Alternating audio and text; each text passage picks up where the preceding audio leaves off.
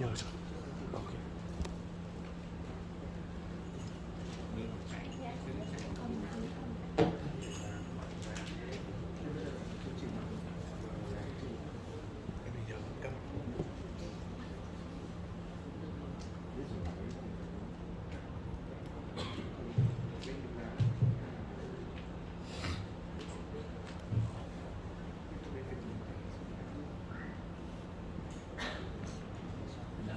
Trước khi bắt đầu buổi phần tiếp theo của buổi sáng thì rất là mong các bác sĩ chúng ta hãy đặt các câu hỏi để tới báo cáo viên là bác sĩ Luca Bocchini. Dạ, các bác có câu hỏi không ạ? Em mời chị ạ. Dạ.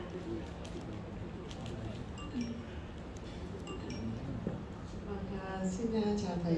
Thầy cho em hỏi là với cái công nghệ từ tính này, nhổ răng này, cái thì tải được luôn ấy. Cho em hỏi cái câu nó viêm nhiễm thì có làm được cái này không? Đây là câu thứ nhất ạ.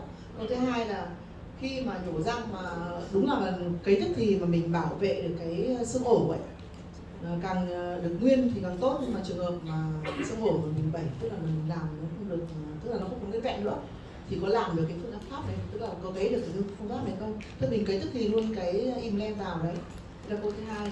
Câu thứ ba là khi mà mình nhổ răng xong mình đưa cái implant vào thì nó có một khoảng trống như vậy, thì theo kinh nghiệm của thầy có nên ghép xương với cái công nghệ này không? Có ghép xương vào cái chỗ vùng khoảng trống hay không? Đấy là câu thứ ba. Câu thứ tư là với những cái xương D1 ấy, nó cứng như vậy thì có làm được với cái công nghệ này không? Xin cảm ơn thầy. Okay, so thank you for your presentation. She has several questions for you.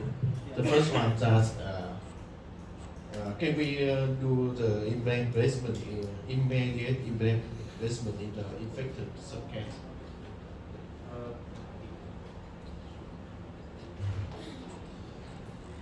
Yes, you can do that. You can put implant also in infected socket, but you have to prescribe an antibiotic therapy, and also you have to clean as better as you can the socket after extraction. Thì chị có thể đặt implant vào vùng huyệt răng viêm nhiễm được, nhưng mà chúng ta phải đảm bảo trước mắt đầu tiên chúng ta phải kê kháng sinh cho bệnh nhân sử dụng trước thì cũng được. Cái thứ hai nữa chúng ta phải làm sạch răng. And the second question is about when we are doing the immediate implant placement, but sometimes the backbone is not intact, or maybe we damage the backbone during the extraction. So what can we do in this case? Can we still apply this technology for this case? Okay. We are looking forward a system to move the bone from a place in which we have it in the place in which we have not. And we can do that with this kind of device. But sometimes it's not in adequate amount, so we can put a graft in order to have a new bone formation. Thì chúng ta có thể dùng cái công nghệ này để chúng ta làm nong và chúng ta đẩy xương ra những vùng mà chúng thấy chúng ta không có xương. Tuy nhiên trong một vài tình huống mà ví dụ như tình huống chúng ta bị vỡ bản xương ấy, thì chúng ta có thể ghép xương để tạo ra cái phần xương mới được tái sinh tại vị trí này. And the third question is about the jumping gap between the implant and the bone. Should we graft this gap or we just leave it alone? If there is an adequate space, it's better to put some graft. Yeah. But sometimes is so thin the space that we have not that possibility, and we have to do nothing. Yeah. Thì thông thường thì chúng ta vẫn sẽ ghép thì nó sẽ tốt hơn. Nhưng mà trong một vài tình huống khi mà cái bản xương và giữa cái phần implant và phần mặt ngoài nó rất là mỏng, nó quá mỏng thì lúc đấy cái phần khe hở đấy giữa bản xương phía bên ngoài và bề mặt implant quá mỏng thì chúng ta cũng không cần thiết phải ghép vào cái phần khe hở đấy.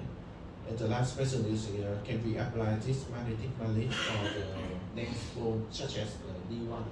No. Yeah. is not suitable for D1 bone because we don't need to condense the bone. In that case, it's better to use the traditional drill for the our implant position. Đối với xương D1 thì chúng ta sẽ không dùng cái công nghệ này không phù hợp để dùng cho xương D1, vì với xương D1 chúng ta không cần phải long với nén xương để tăng ổn định sơ cởi nữa. If you use the magnetic mallet in D1 bone, your patient is not so happy. Nên nếu chúng ta dùng công nghệ dùng cái búa từ tính này với xương D1 ấy, thì có thể bệnh nhân chúng ta sẽ cảm giác là nó không được thoải mái lắm đâu. Because it feels maybe as if you hit with a hammer the head of the patient. Bệnh nhân sẽ cảm giác như chúng ta lấy búa gõ vào đầu họ. Any other question?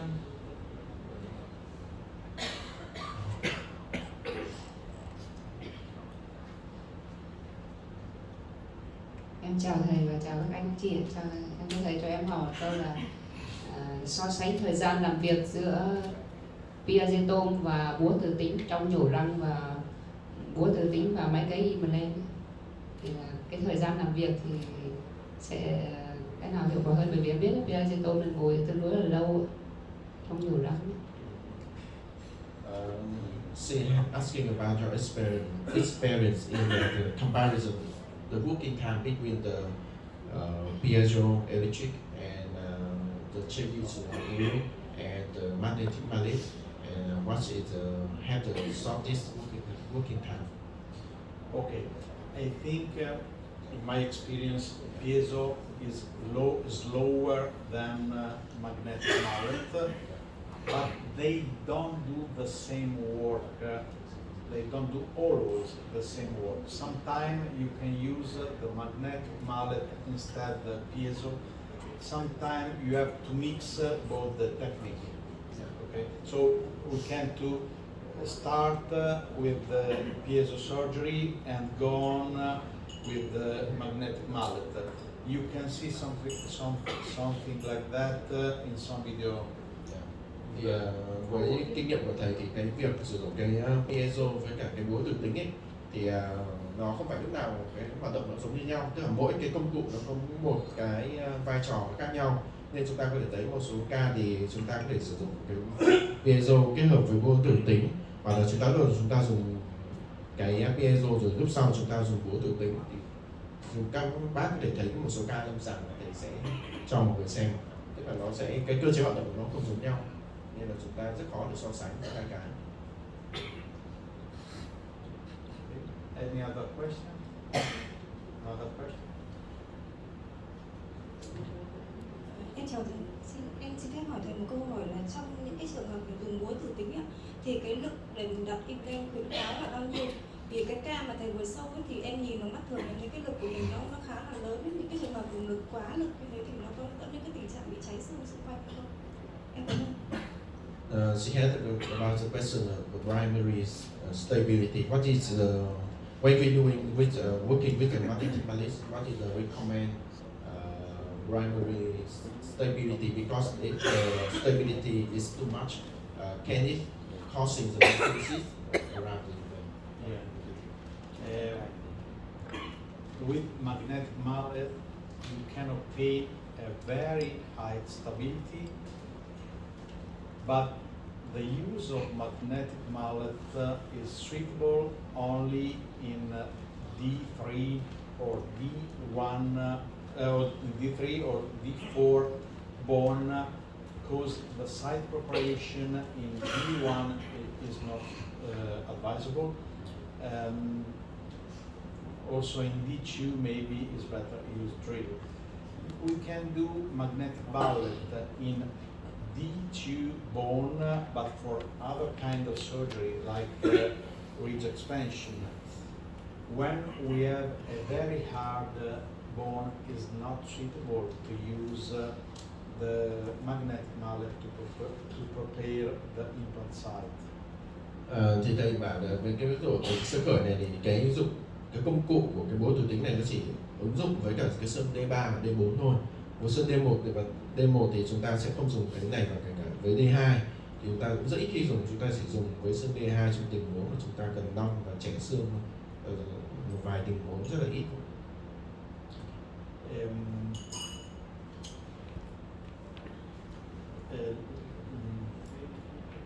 There is another question that is the shape of the implant, because we have some implant, like the implant I showed you before, for example, the implant of this side that have white thread, so you can have a great torque, but not compression of the core of the implant against the bone, because the grip and the torque is given by the thread.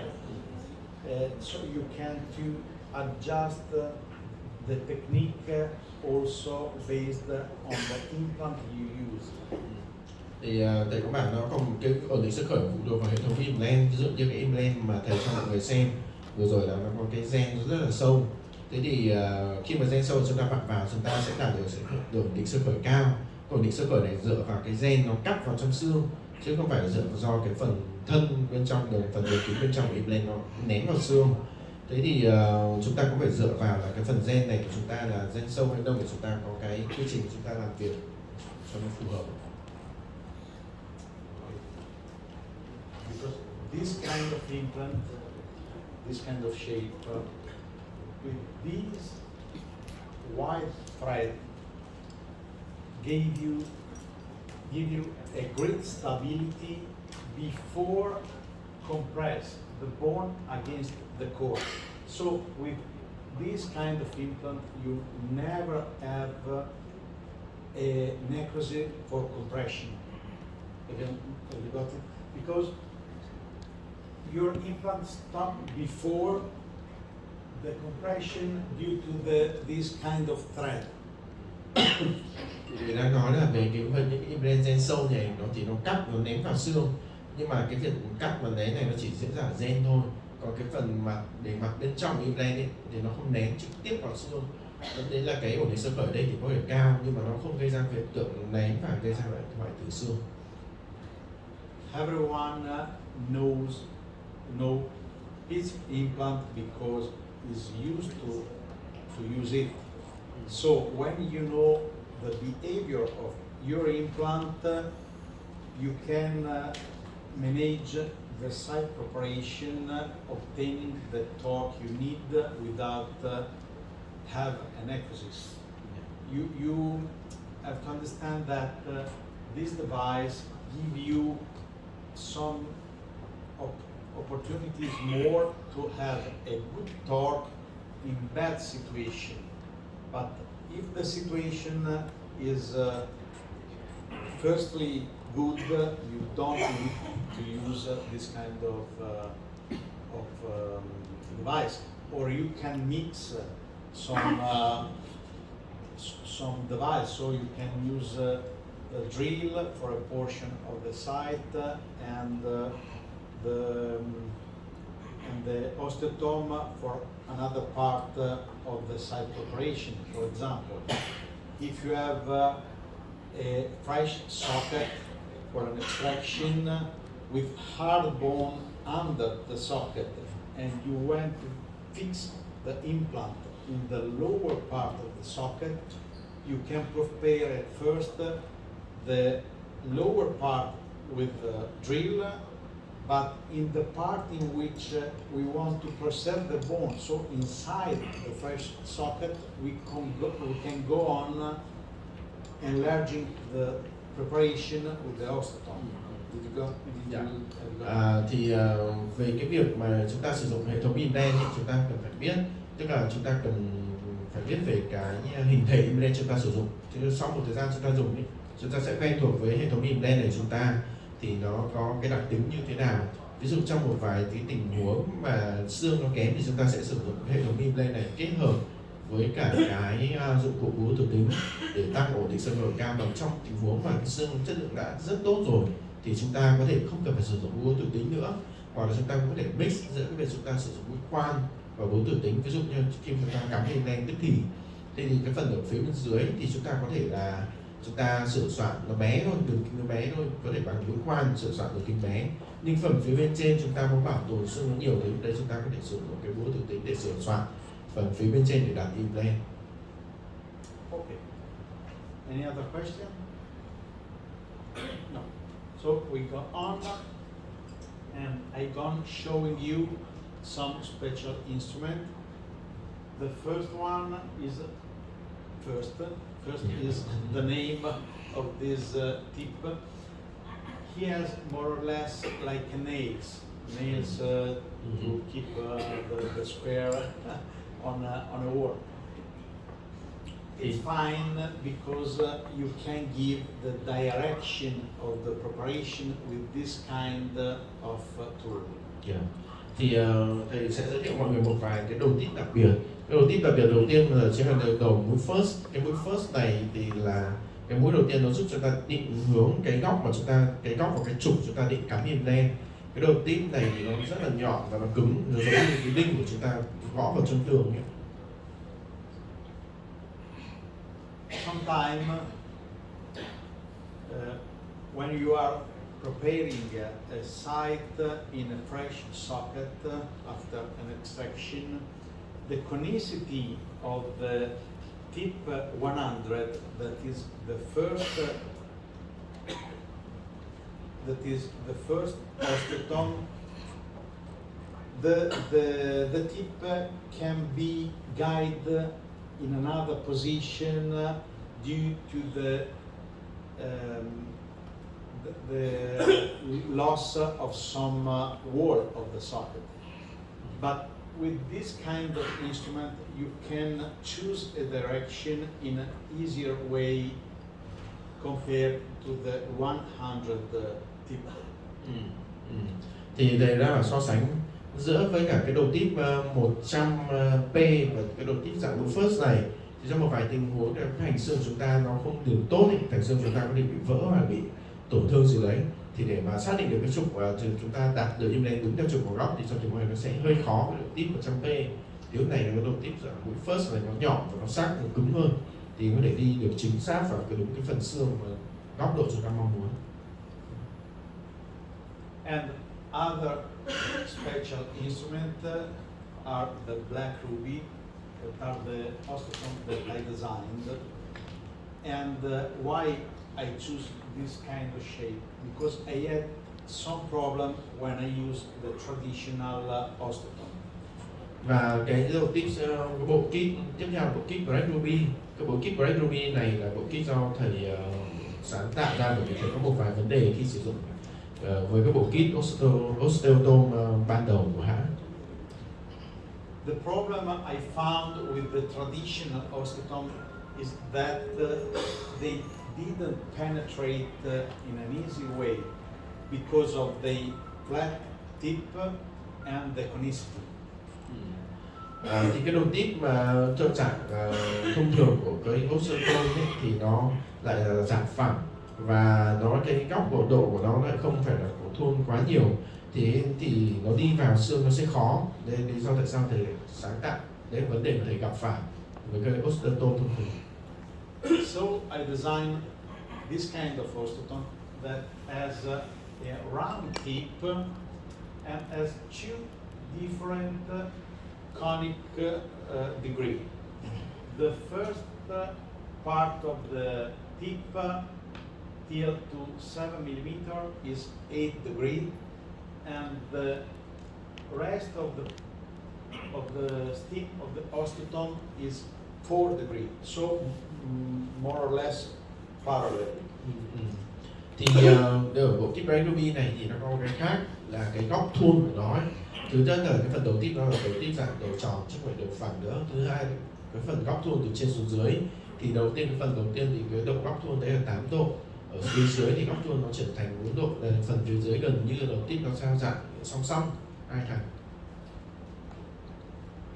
The design, the final design is with a less conical tip, in which the first part need to penetrate and the almost parallel part over the 7 millimeter have to go down without resistance after prepare the first hole. Yeah. Did you got it? Did you Yeah. got it? Thì cái phần đầu tip này của chúng ta, phần đầu tiên 7 mm ấy, thì cái độ thuôn lớn, cái độ thuôn lớn này sẽ giúp chúng ta nó đi vào trong xương nó dễ dàng hơn 7 mm đầu tiên. Còn sau khi qua 7 mm ấy, thì cái góc chuyển của nó bắt đầu nó thu hẹp lại, nó chỉ còn 4 độ thôi. Thế thì mỗi lần chúng ta đi xuống nó không bị tăng đỉnh kính lên quá nhiều. It's because when you use the traditional osteotome, if you want to prepare 10 millimeter, maybe your osteotome stop at 8 millimeter. So how can you gain the other 2 millimeter? You have to do something like the crown down technique in endodontic. Thì có một vài khi mà chúng ta sử dụng cái đầu osteotome thông thường ấy, thì khi mà giả dụ chúng ta muốn đi xuống 10 mm, cái chiều dài 10 mm, nhưng mà một vài tình huống là chúng ta chỉ đi xuống được tầm 8 mm thôi, sau chúng ta bị kẹt ở đấy, chúng ta không thể đi xuống được nữa. Thì lúc đấy chúng ta sẽ phải chuyển sang một vài kỹ thuật giống như cái crown down technique, giống như trong việc chúng ta chữa lợn nha. So you want to go to 10 millimeter, but you stop to 8 millimeter. You can go at the subsequent osteotome that maybe stop at 6 millimeter, but make the hole wider in order to come back to the first osteotome, again the other 2 millimeter, and go until 10 millimeter. Thì đối với những cái đầu tiếp đấy thì trong tình huống chúng ta sử dụng osteotome thông thường mà chúng ta muốn lên 10 mm phải kèm ở 8 mm rồi, nên chúng ta phải chuyển sang cái osteotome nó to hơn. Và osteotome to hơn lúc này chúng ta sẽ gõ xuống 6 mm để làm cái lỗ nó to lên. Sau khi lỗ to lên rồi chúng ta quay trở lại cái mũi ở phía mũi ban đầu để chúng ta đi nốt được 2 mm còn lại. So you need to go up and down with the diameter of the osteotome. In this way, because only the first part is more conical, the rest of the part is with a little conicity, we can go down in an easier way.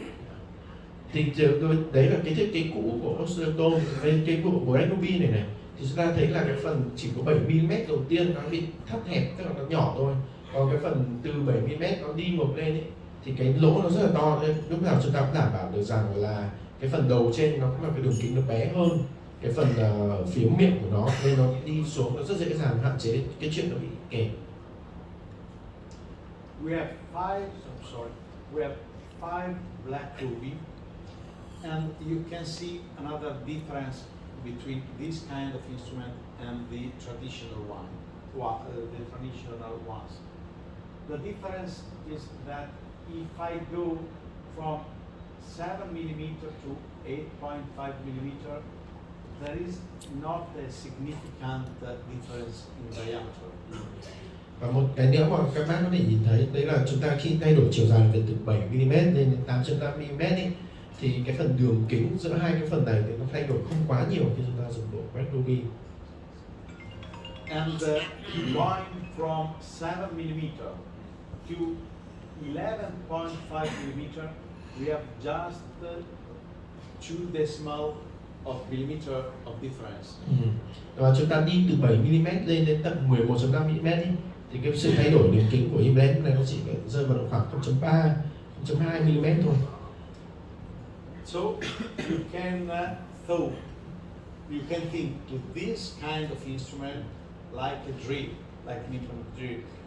We don't need to understand before the surgery the length of the implant and the diameter of the implant, because more or less the diameter doesn't change in an important way, going from the tip to the higher part of the osteotome. Thì cái này chúng ta có thể coi nó giống như một cái mũi khoan thông thường. Khi mà cái đường kính của cái phần đầu osteotome này thay đổi không quá nhiều, ở giữa các nước khác nhau. Giống như chúng ta dùng osteo thông thường, chúng ta phải quan tâm đến là đường kính và cả chiều dài để lựa chọn cái phần làm việc phù hợp của cái osteo.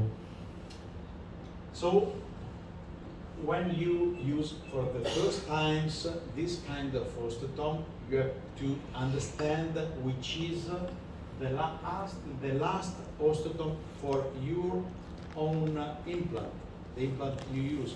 But if for your implant the last suitable osteotome is, for example, black ruby number 4, for all the implant of diameter of 4 mm, the last osteotome is always the number 4.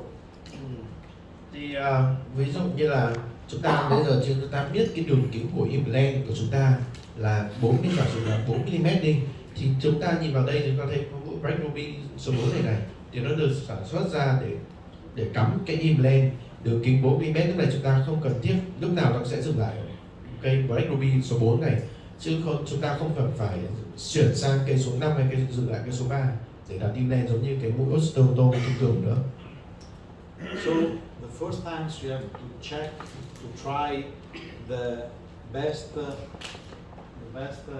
matching between the implant and the osteotome. But once found the best matching, you can use always it. Nếu cả cái bước đầu tiên thì chúng ta sử dụng cái bộ Black Ruby này với hệ thống implant chúng ta, thì chúng ta cũng phải biết đâu là cái cây Black Ruby phù hợp cho đường kính đấy. Một khi chúng ta biết cái đường kính phù hợp rồi thì lúc nào tất cả những cây implant sau ấy thì nó đều tuân theo đường đấy. Tức là ví dụ 4 mm luôn luôn dừng lại mũi Black Ruby 4. And you can find how is conical this kind of osteotome compared with the black ruby. Also, the final side preparation performed with this kind of osteotome is more similar to the shape of the common implant. We have not usually a real conical implant, but we have implants that have a shape more similar to that one, that shape. Thì chúng ta so sánh giữa bộ osteotome thông thường với bộ Black Ruby này, thì chúng ta thấy bộ Black Ruby nó có hình dạng gần giống cái implant sau cùng chúng ta sẽ đặt vào bìa răng.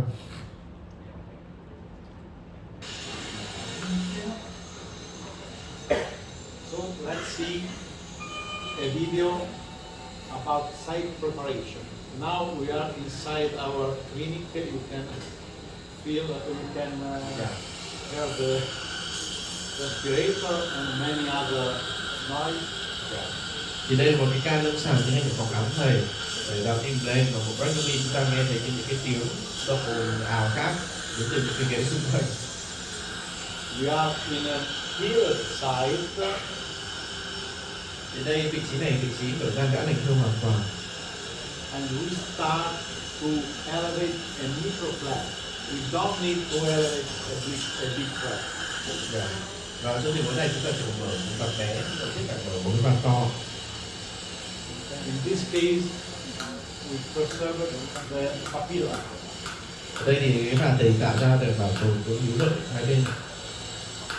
This is the black ruby number 1, but it's not black because it's the prototype.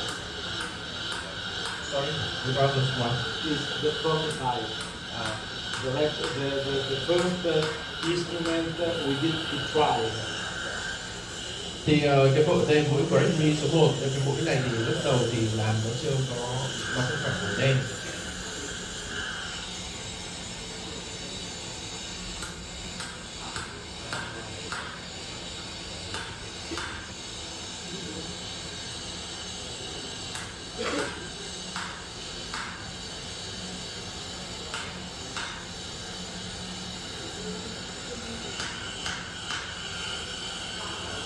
When the tip stop and grip, you can take it back round in the end. Và dây vừa rồi cái đầu tip chúng ta hoạt động đến chiều dài 8 mm, sau đấy chúng ta rút ra, chúng ta sẽ xoay nhẹ xoay nhẹ cái phần đầu tiếp, xoay nhẹ cái tay làm việc để chúng ta rút ra.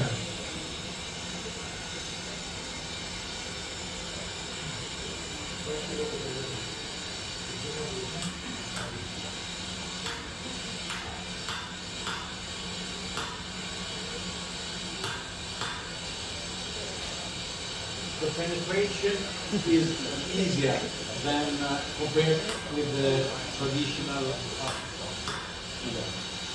Thì chúng ta thấy cái phần đầu tiếp làm việc này đi vào trong xương dễ dàng hơn so với cái osteotome thông thường. You can see the field very well because we have no irrigation. Chúng ta có thể nhìn thấy phẫu trường rất là rõ ràng bởi vì chúng ta không bơm rửa. And considering the round teeth, they have no problem because the cortical bone can guide the direction, and so we cannot perforate the cortical bone. Yeah. Bởi vì cái đầu tít này dạng hình tròn đấy, nên khi chúng ta làm việc với cái này chúng ta không sợ bị khoan xuyên thủng cái mảng xương mặt ngoài. Bởi vì là khi chúng ta đầu tít dạng tròn nó chạm vào con xương vỏ xương mặt ngoài ấy, thì nó sẽ đẩy lệch cái phần đầu tít này ra một hướng khác nên có thể chưa thủng được. This feature is very important when we are preparing a tight side, an inclined side, like to avoid sinusation or for the variable humor. Thì cái dạng thiết kế dạng đầu tròn này thì nó rất là tốt cho những cái tình huống mà chúng ta làm với chúng ta phải cắm lên đen nghiêng, ví dụ như đen nghiêng ở một trí đằng trước, hay chúng ta cắm lên đen nghiêng ở vị trí châm bướm, cắm lên đen châm bướm.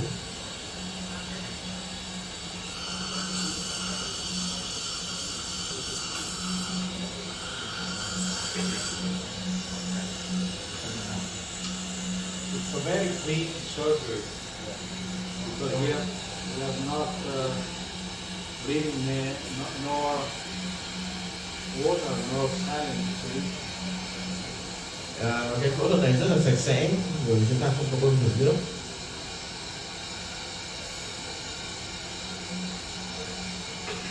The cord was very high, but this is the implant that stopped before to compress the bone. Cái việc tọt này rất là cao ạ. Việc tọt này rất là cao nhưng mà cơ nó được cao bởi vì là dựa vào cái phần gen nó nén vào xương chứ không phải do phần bề mặt cái gen nén.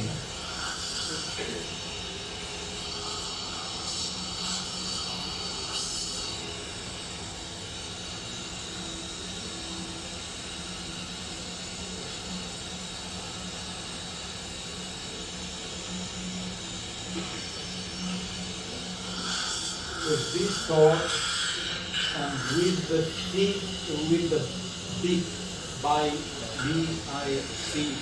the bone implant cut that I can obtain this way, I can also perform an immediate loading. Với cái lực tọt rất là cao cũng nhờ vào cái sử dụng cái hệ thống búa tự tính này thì chúng ta sẽ đạt được cái diện tích tiếp xúc giữa bề mặt implant và xương nó tốt, nên thậm chí trong tình huống này chúng ta có thể tiến hành lấy dấu vào trong indent tại độ tức thì. With this little flap, you can take an immediate impression of the implant and perform a provisional in some hours. Và với cái vạt chúng ta mở nhỏ như này chúng ta cũng có thể lấy dấu cho bệnh nhân luôn. Chúng ta để lấy dấu và cho bệnh nhân lắp vùng tạng luôn ạ. The suture, but I don't think it's so important for everyone. Okay. Another video about preparation. With black ruby as well. Yeah. With black ruby number 1. Đầu tiên để thêm một ca lâm sàng khác chúng ta dùng cây Black Ruby số 1.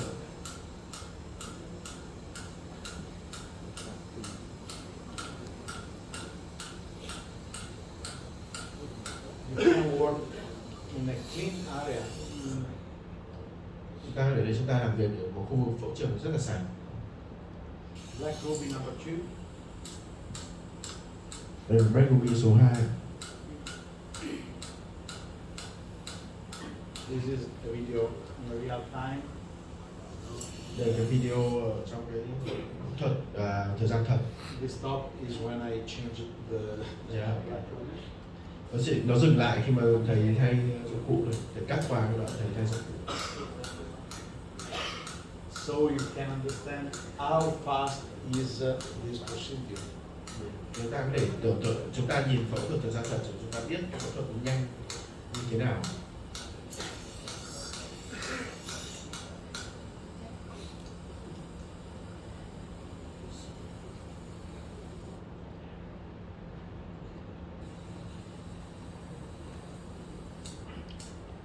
Number 4.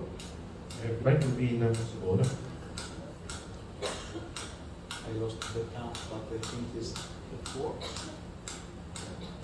Thì chúng ta có thể thấy là bệnh nhân tiến độ bệnh nhân không bị di chuyển quá nhiều.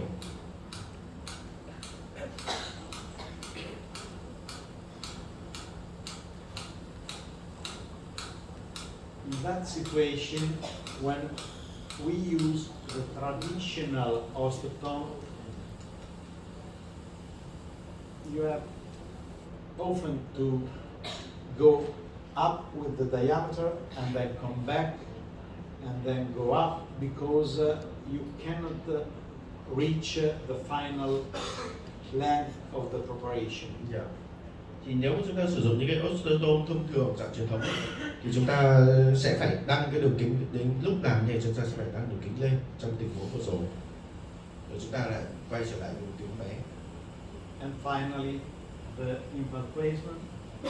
Và đây lúc chúng ta tiến hành đặt implant. This is an implant I designed. Đây cái implant mà thầy thiết kế ra. It's more or less like a black ruby, but I leave the tip inside. Okay.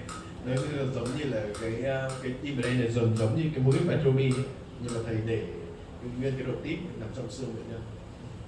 So we have a great stability of this implant, a great bone implant contact, but is not suitable for the immediate loading because it has not the thread in, so it couldn't balance the not axial forces. Thì cái này cái hệ thống implant này thì nó có thể đạt được cái sơ khởi cao nhưng cái diện tích tiếp xúc xương giữa implant rất tốt. Tuy nhiên nó không phù hợp đối với việc chúng ta đặt implant tức thì. Để đặt implant tức thì có thể nó không có gen nhưng nó dễ bị trượt, nó bị đẩy ra phía bên ngoài. These are the implant places in the patient. So, what can we say about post-extraction site preparation? I report this paper, this very interesting paper from periodontology of 2000. Thì đây là một cái đề tài chúng ta sẽ đặt implant sau nhổ răng thời điểm khi nào. Cái đề tài đây một bài báo rất là hay của tạp chí Periodontology. The work of Daniel Puser, that is one of the most important implantologists all around the world. Thì đây là của tác giả Daniel Puser, một trong những người rất là quan trọng của ngành của implant. And what we can understand reading this paper, we can find that we have many situations, and a type 1 in which we can put an implant after the extraction in the same surgery. Thì chúng ta có thể đọc điều gì từ trong cái bài báo này đưa ra rất nhiều cái tình huống khác nhau. Ví dụ tình huống đầu tiên chúng ta sẽ đặt implant ngay tức thì ngay sau khi nhổ. So extraction and implant placement are in the same moment. But when we can do that? We can do that when we have a thick wall of buccal bone and a sufficient bone volume apically to the socket in order to stabilize the implant. Thì một trong những điều kiện để cắm implant tức thì đấy là cái phần thành xương bám xương phía bên ngoài nó phải có nguyên vẹn. Cái thứ hai nữa là phần xương phía bên dưới phải đủ để chúng ta đặt implant và đạt đủ ổn định xương khởi. So when we have thick bone, buccal bone, and thick soft tissue too, we can put the implant in the same surgery. When we can do that, usually we don't open the flap. Và trong khi mà chúng ta đầy đủ cái phần xương, đủ độ dày như này, chúng ta có thể đặt implant tức thì và chúng ta không cần, thông thường chúng ta sẽ không được vào. We have another situation, the type 2, in which we put an implant after 1 or 2 months. So we have to wait an initial healing that is only a soft tissue healing. Thì vào trong thời điểm thứ hai chúng ta có thể làm để đặt implant sớm. Chúng ta để cho nhổ răng lành thương một phần. Thông thường thì cái lành thương này sẽ từ 1 đến 2 tháng. Và lành thương ở đây cũng đầy mô mềm là lành thương. And we need more soft tissue healing, because this is the situation in which we have the fascial bone, the buccal bone, thin or damaged. So we have to associate to our surgery a GBL.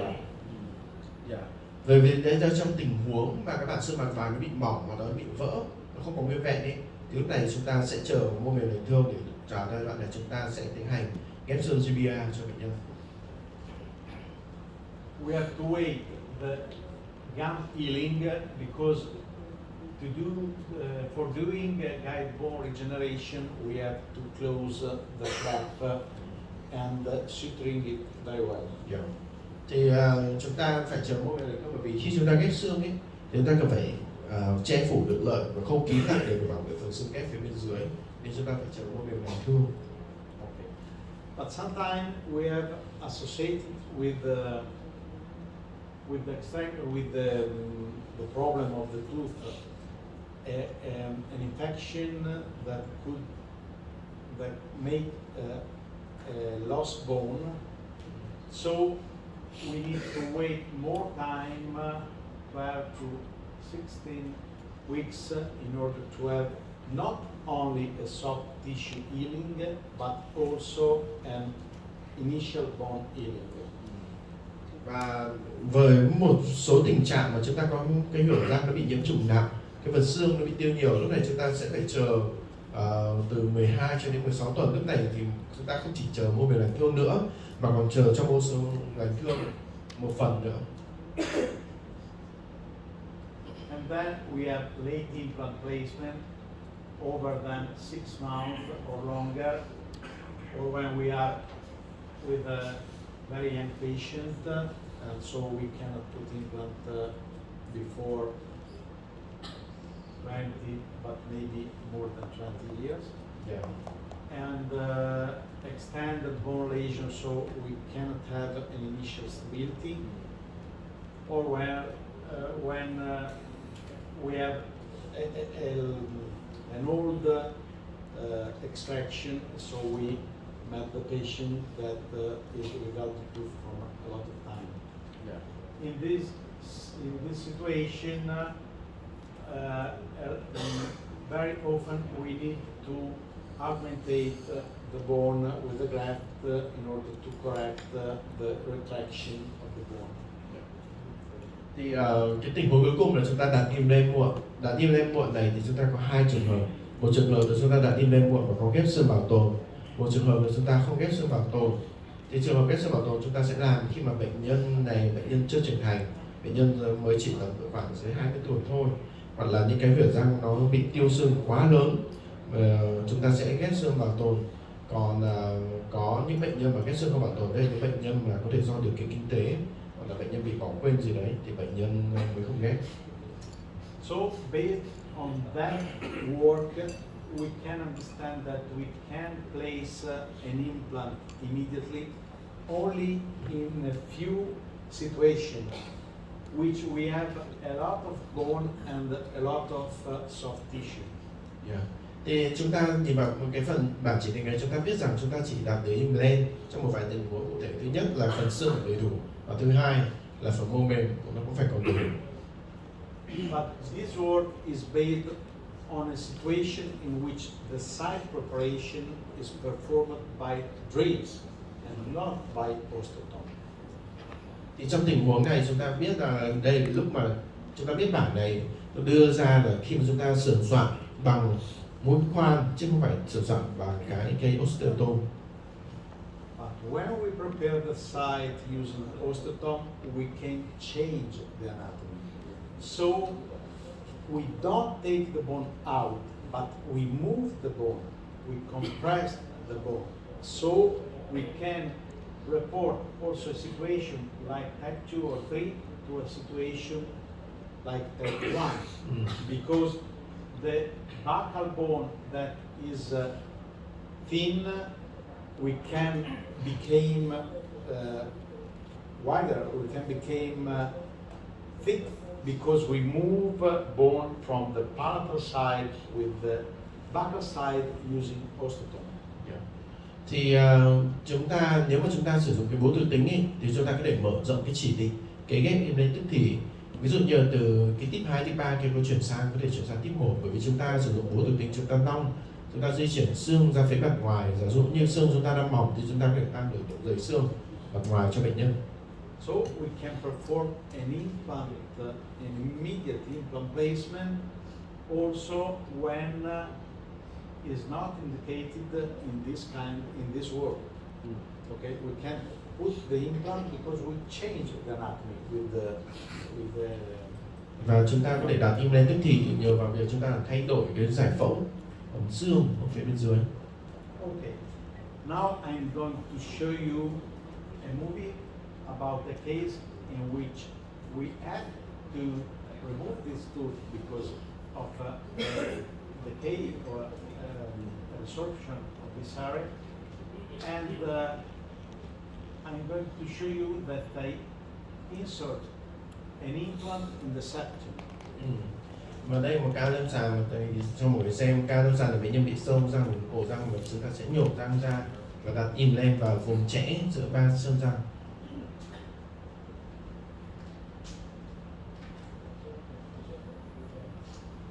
Okay, so before it was performed the extraction. Thì đầu tiên thì thầy đã nhổ răng rồi ạ. And then I went to in the middle of the septum in order to start with the preparation. Và mũi đầu tiên mũi brachiotomy thầy đi vào giữa cái phần chẽ xương răng. Remember that in this way we are moving the bone. We are not removing the bone. Chúng ta nhớ rằng là khi chúng ta làm này là chúng ta đang giảm di chuyển xương chứ chúng ta không lấy bỏ xương. So,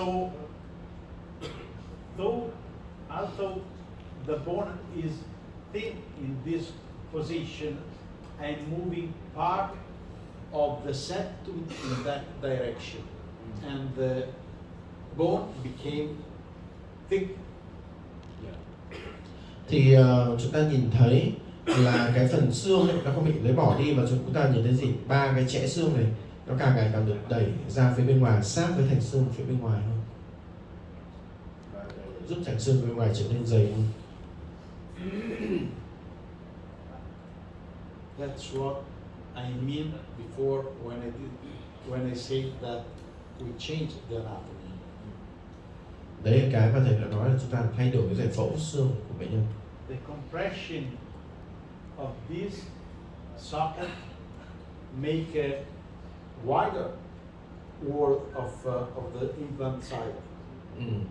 Thì nhờ vào cái sự sử dụng cái dụng cụ này, chúng ta đã tạo ra những cái thành xương nó rộng hơn để đặt implant. This is the black ruby number 5. Oh, sorry. Kia là mũi brachiotomy số 5.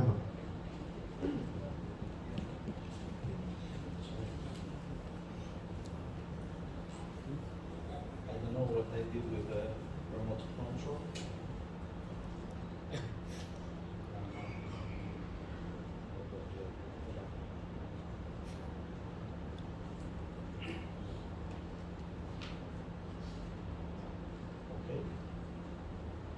Black ruby number 5.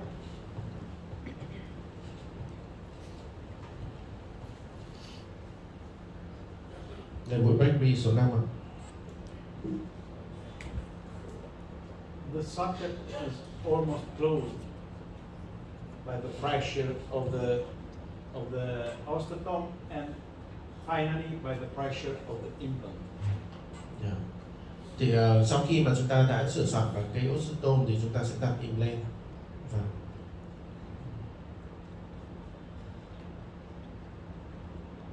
We add a great stability of this implant. Yeah.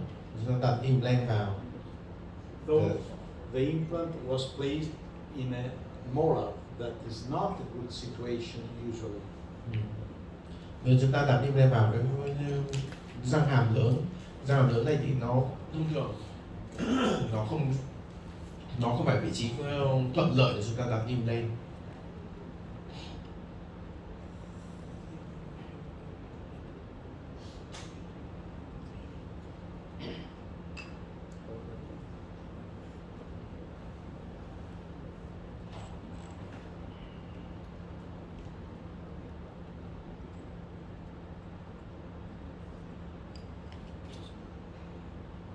I put some collagen sponge in the white space,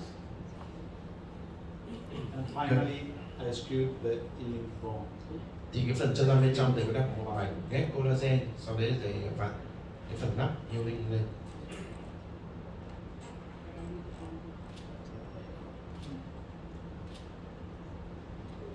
Some of the collagen.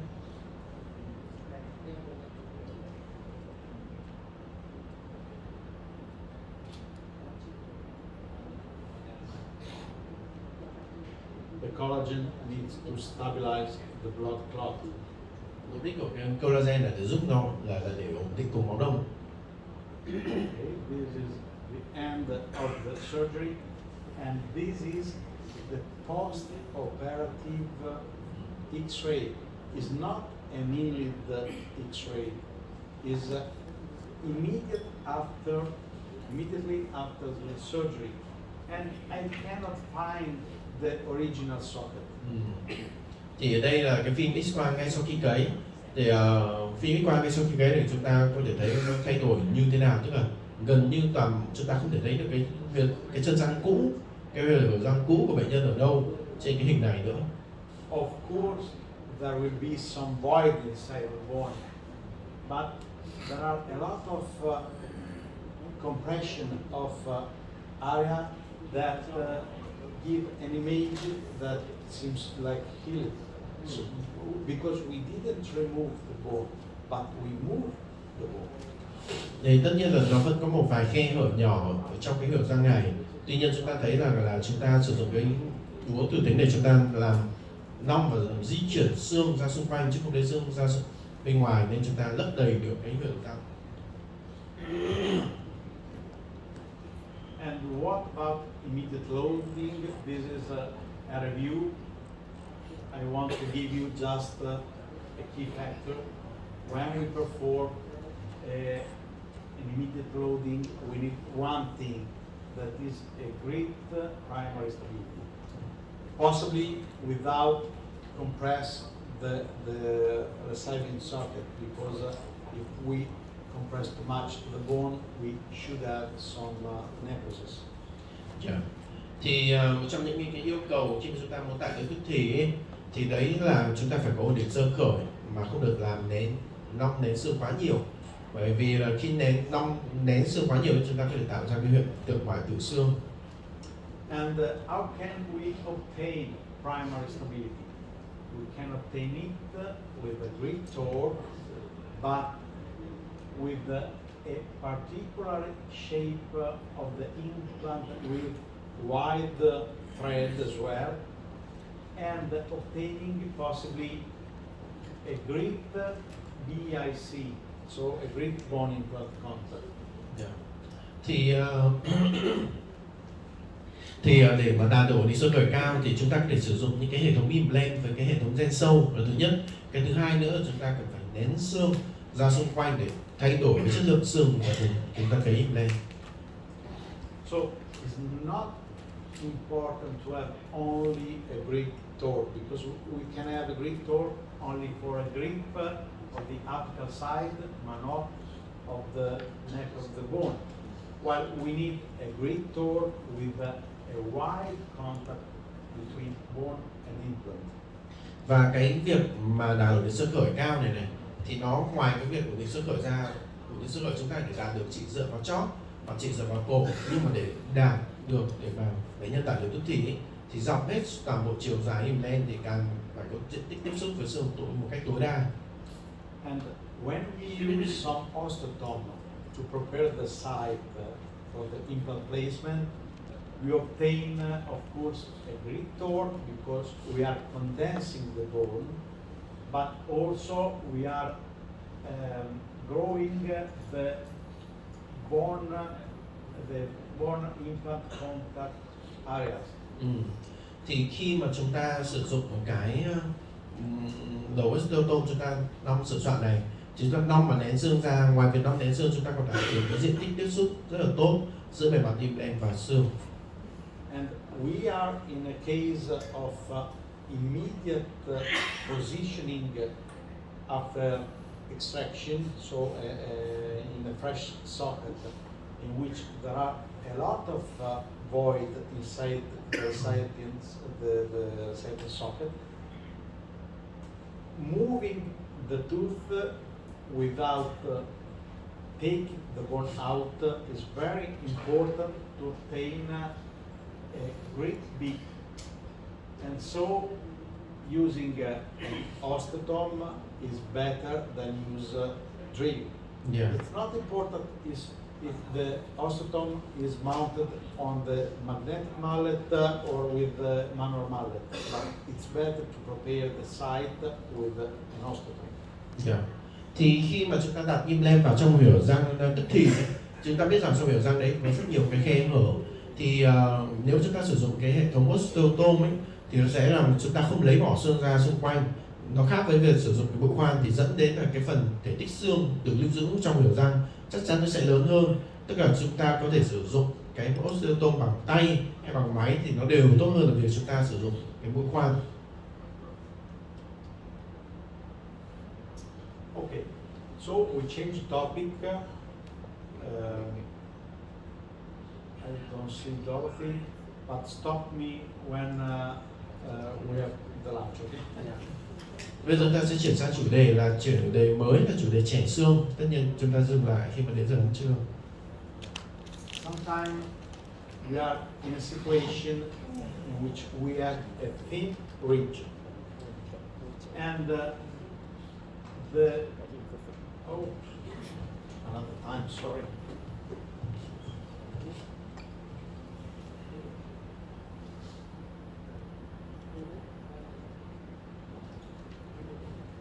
And the situation is not suitable for an implant placement because the region is very, very thin.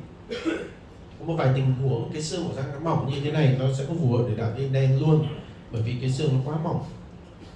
In this case, we can expand the tooth, doing a fracture inside the ridge and moving usually the buccal bone in buccal direction. Thì trong tình huống này chúng ta có thể tạo ra một đường cắt ở trong xương ổ răng và đẩy cái bản xương, thông thường là đẩy bản xương lệch ra phía bên ngoài. Sometimes we need some vertical cut as well in order to enlarge the region, to reduce the tension. Đôi khi chúng ta cũng cần những cái đường cắt giảm căng ở hai bên để chúng ta có thể đẩy được bản xương ra phía bên ngoài. So this is a typical situation in which I performed a split crest with the traditional technique, just to show you how we can perform this kind of surgery. Thì đây là một cái ca lâm sàng và với hình ảnh trước ca lâm sàng để chúng ta hiểu chúng ta sẽ tiến hành phẫu thuật như thế nào. We have a depression of the ridge in this position due to the resorption of the ridge. Chúng ta thấy là cái phần mặt ngoài cái như bị lõm do hiện tượng tiêu xương sau khi nhổ răng. And in this position, the ridge is too thin to place an implant, so we have to expand it. Và tại vị trí này thì xương quá mỏng để đặt implant nên chúng ta sẽ phải nong xương ra. We have to recontouring the bone and also the soft tissue in order to expand the ridge. Chúng ta sẽ phải là tạo ra cái độ từ một phần viền ở phía bên ngoài và cả mô mềm cho bệnh nhân. After opening the flap, this is the situation. We have not bone enough to place an implant, so we perform a cut and incision in the bone in order to separate the cortical of the palatal side to the cortical of the buccal side. Thì đầu tiên để sử dụng cái lưỡi cắt piezotom để cắt cái phần bảng xương phía bên ngoài và bảng xương phía bên trong. In order to move the ridge, the bone side, the bone of the buccal side in the buccal direction, we are also performed 2 vertical incision like that. So the mid-crest incision and 2 vertical incision. Và để có thể đẩy cái bảng ngoài ra dễ hơn thì sử dụng thêm 2 đường cắt giảm căng ở trên xương ở hai bên như thế này. 2 vertical incision and the middle crest incision. And now we can start with some osteotomy to expand the ridge. Và đây mới là lúc thầy sử dụng cái osteotom để nong cái phần xương ra phía bảng xương ra phía bên ngoài. We can also start to prepare the site. In this case, it was made by some surgery as well. Ở đây thì chúng ta có thể sử dụng các cái đầu piezo để chúng ta sửa soạn cái vị trí đặt implant. And after that, we can start with some expander to enlarge the bone. There are many expanders of several diameter that we can screw inside the bone in order to expand it. Và sau đây chúng ta sử dụng cái cây nong chúng ta vặn vào và chúng ta vặn vào rồi và nó có rất nhiều cây nong đường kính khác nhau để chúng ta vặn và chúng ta mở rộng cái bảng xương ra. And this is the outcome. You can see the site preparation, but also the movement of the buccal side in the buccal direction. Và đây cái kết quả chúng ta có thể thấy bảng xương đẩy lệch ra phía bên ngoài, nhưng mà implant cũng được đặt vào. And finally, we can place the implant. Và cuối cùng chúng ta đặt implant vào cái phần lỗ này.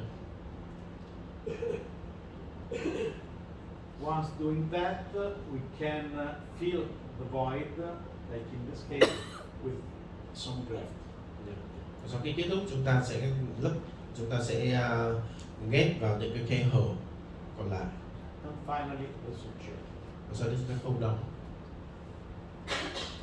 So we went from this situation for both the side to this situation, the perfect recontouring of the ridge. Chứ chúng ta có thể chuyển từ cái hình dạng ban đầu ở cả hai bên chuyển sang một cái dạng contour tốt hơn. This is was before and after the surgery. Đây là ảnh trước và sau khi điều trị. Before and after the Trước và sau điều trị. Then, looking at the literature about this kind of technique, Chúng ta xem trong các tài liệu thì nói gì về kỹ thuật này. we can find this work in which 46 patients were split in two groups. One group was managed with the manual mallet, and one group was managed with magnetic mallet. Thì chúng ta xem ở trong cái kỹ thuật đong xẻ xương như thế này thì đây là một cái bài báo có 46 bệnh nhân được chia hai nhóm, một nửa vào những cái nhóm phẫu thuật sử dụng cái búa gõ tay, một nửa nhóm sử dụng cái búa từ tính. Thì kết quả là thấy là the outcome was this. So there was not difference in the outcome between the two groups, because both the technique gave the same outcome, but the surgery performed with the magnetic mallet was simplified. Thì thấy rằng là cái kết quả điều trị giữa hai cái loại này không khác nhau, nhưng cái phẫu thuật với búa từ tính nó đơn giản hơn. So another consideration: you can perform a split crest or a dentulous ridge expansion if there is a cancellous bone between the two cortical lines. Một trong những chỉ định một trong những điều cần có là khi chúng ta chẻ xương là chúng ta phải có xương xốp giữa hai bảng xương thì chúng ta mới được chẻ. If in the CBCT image you found a fusion between the buccal cortical and the palatal cortical, you cannot perform a split crest, but you have to perform a GBR. Thì nếu mà chúng ta thấy là hai bảng trong và bảng ngoài nó đặc và gần như nó dính chặt vào với nhau ấy, thì chúng ta sẽ có thể chẻ xương, và bây giờ chúng ta sẽ phải ghép GBR. Or a block graft as well. So we need cancellous bone between the two cortical. Like in this case, it was performed a cut and an expansion using suitable instrument of the magnet mallet. Ví dụ trên ca lâm sàng này thì chúng ta đã tạo một đường cắt dọc trên đỉnh sống hàm và chúng ta sử dụng cái búa từ tính để chúng ta đong bằng xương ra. And after the first distraction of the buccal bone, of the buccal cortical, you can go on expanding the bone also with the osteotome, the round osteotome. Và sau khi chúng ta cắt được bảng xương rồi thì chúng ta có thể sử dụng những cái đầu osteotome với cả cái đầu nó phẳng như này để chúng ta nong ra và đặt tim lên.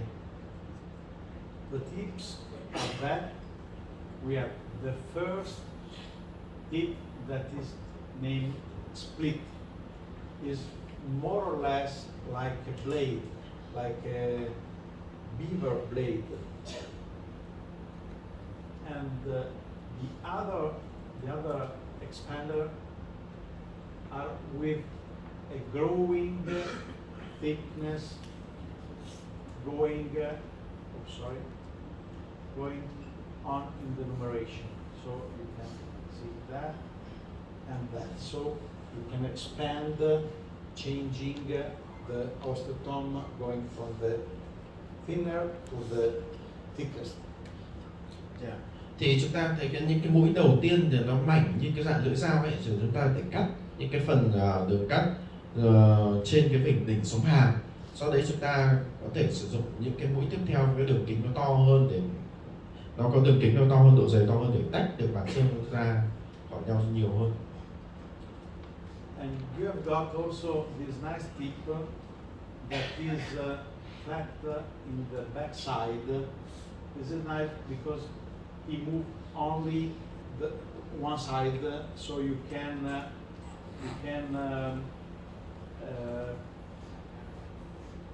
attach this flat part on the palatal side and move with the working part, the buccal cortical in the buccal side.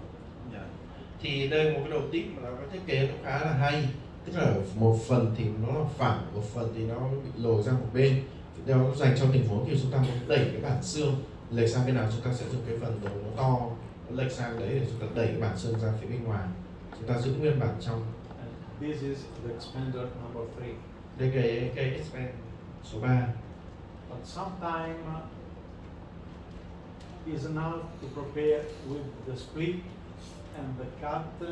Sometimes also only with the split and go on with the round osteotome in order to prepare and expand the ridge in the same moment.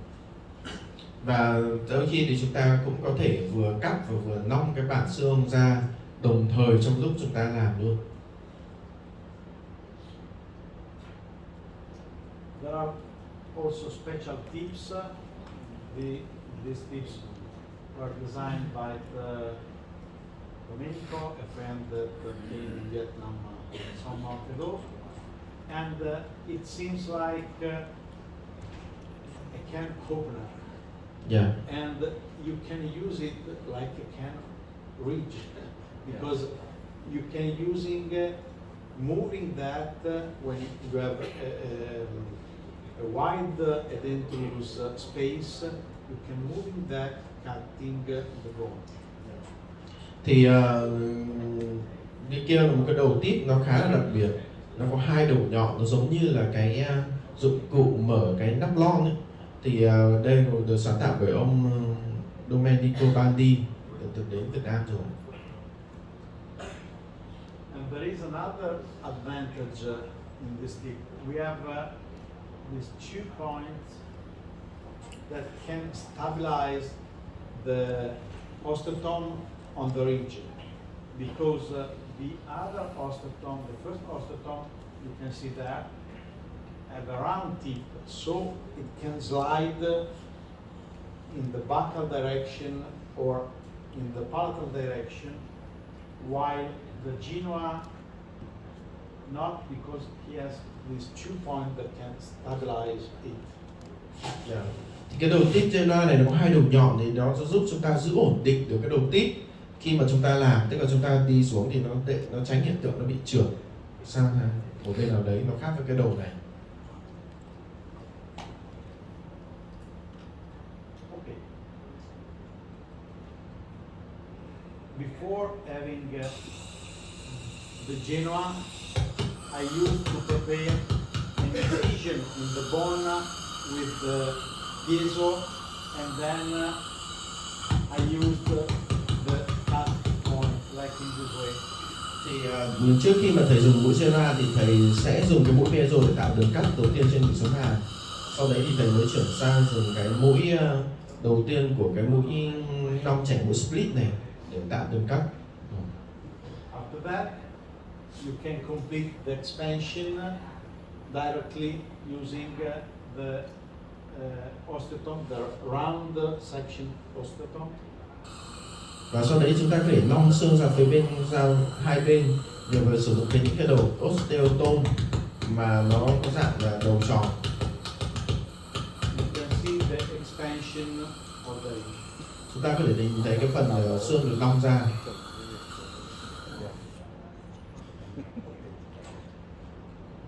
This is a sequence of picture about the same technique you saw before in the traditional protocol, but made with the magnetic mallet. Đây là cái hình ảnh của trên ca lâm sàng từ chúng ta làm. This is Genoa. Insert In order to perform the first incision. Khi mà chúng ta không dùng piezo, chúng ta dùng mũi Gera để tạo ra cái đường cắt đầu tiên. This is the split that they used in order to gain the final length of the preparation. Mũi tiếp theo để chúng ta sẽ dùng để chúng ta xác định cái chiều dài làm việc của cái cuộc phẫu thuật này. Oh, another time, sorry.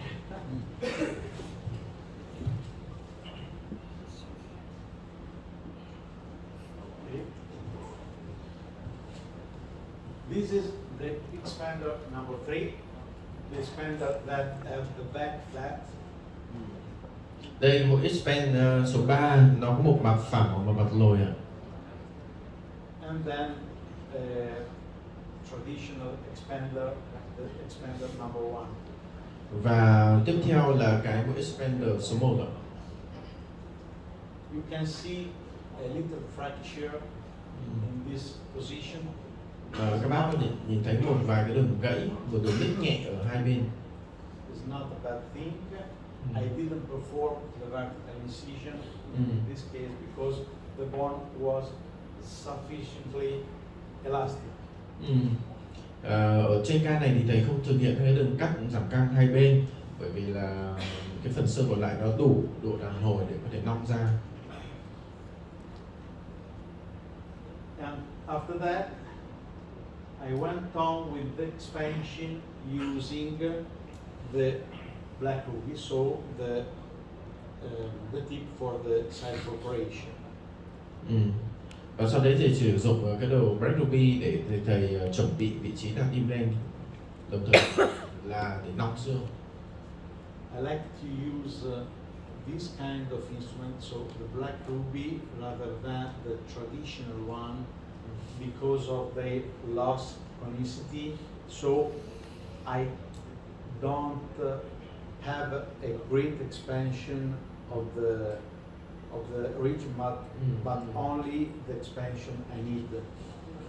Okay, with the traditional osteotome, we have a very hard expansion because of the conicity. With the black ruby, I expand what I need. Thì thầy thích sử dụng bộ Black Ruby để nong ra hơn, bởi vì là so với osteotome thông thường ấy, thì cái đường kính, cái độ góc mở rộng nó quá lớn, dẫn đến là khi mà chúng ta làm việc có thể là chúng ta nong nhiều quá. Còn với Black Ruby thì để kiểm soát được việc nong nó dễ hơn. And finally, the implant placement in the region before the surgery was very, very thin, and now is adequate to insert an implant. Và sau cùng là chúng ta tiến hành đặt implant. We have not a wide void, so I didn't perform a graft in this patient. Bởi vì là cái phần khe hở giữa các bản xương này nó không quá lớn nên thầy không ghép trong tình huống này.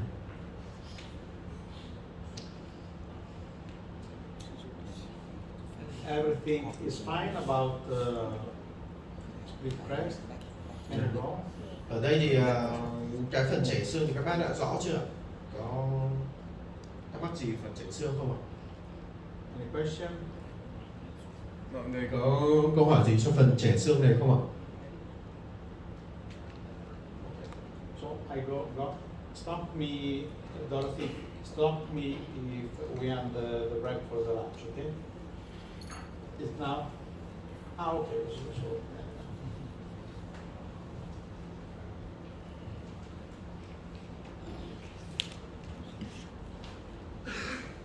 Dạ thưa các bác sĩ, thì vừa rồi là cái chương trình buổi sáng và buổi chiều nay chúng ta sẽ còn tiếp tục tìm hiểu những cái ca liên quan đến nâng xoang cũng như là các cái ca đặt vị trí đặt cắm implant tại tức thì đồng thời thì vào buổi chiều nay thì chúng em cũng có chuẩn bị một cái mô hình để báo cáo viên sẽ làm trực tiếp ở trên hàm lợn và chiếu live để các bác sĩ xem ạ. Và bác cũng sẽ chia sẻ với các bác sĩ từng cái thông tin protocol.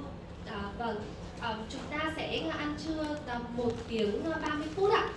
Và mời các bác sĩ chúng ta đeo thẻ của hội nghị lên trên tầng 2 và bên em đã có sẵn nhân viên ở trên tầng 2 rồi ạ.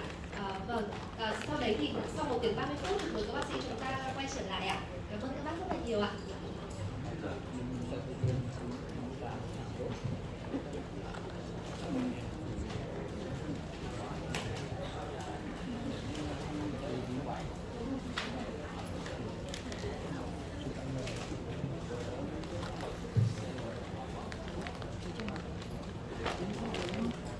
Các bác ra hội trường di chuyển lên tầng 2 ạ.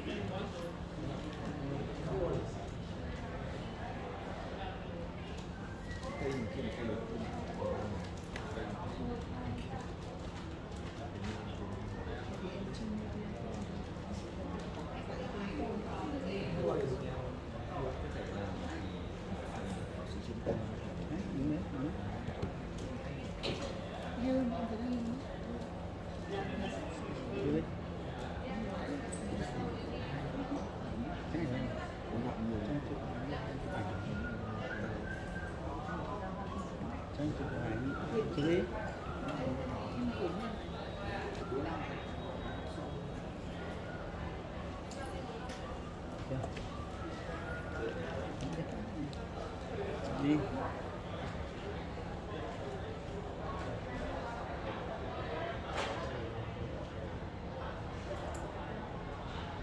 Đấy. Em ở bên hãng à? Em bên hãng. À thế cái này quay xong gửi lại à? Dạ vâng, quay em sẽ bên hãng. Sáng tối gần rồi.